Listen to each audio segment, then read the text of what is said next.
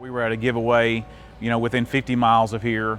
And when we were doing this giveaway, there was a little boy. So we were out of school, and this little boy was sitting there, and he was kind of downtrodden and looking upset. And the teacher asked him, Billy, what's wrong with you today? And he says, well, I'm hungry. Well, Billy, there's all kinds of food here. Why aren't you eating? And he said, it's my sister's day to eat. So they had it so hard, and so they were struggling so bad that they had to take day by day turns to eat. That should never happen in America. Feed America First was actually born in 2000. It was born out of a men's Bible study group. Tom Henry is our founder. Tom had spent 30 years in the restaurant business, had retired, had decided there had to be more to do in life than just be in a restaurant business.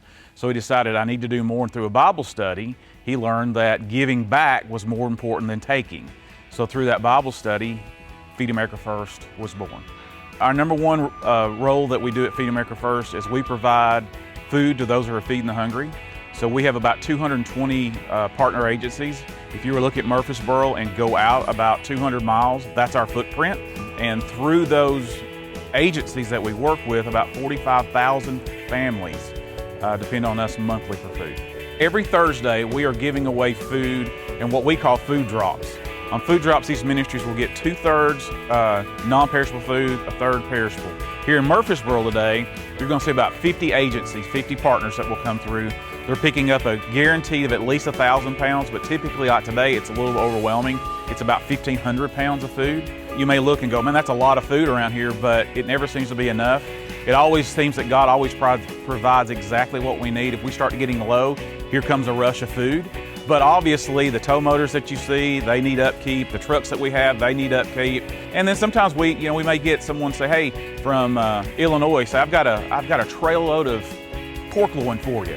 And it's like, awesome, we want it, but it's gonna cost $3,000 to get it from Illinois to Middle Tennessee. So that's where the majority of our money goes. We take no governmental assistance. All of our funding is either through grants, it's for the goodwill of people, it's through fundraisers, it's for you. If you decide, you see what we're doing and think, hey, I want to be part of that. And for every dollar that we receive, we can provide 10 to 15 meals.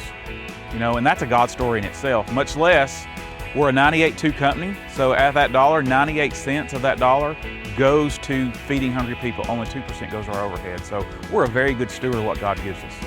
Donations can be done in several different ways. You can go to our website at feedamericafirst.com. There's a donate button.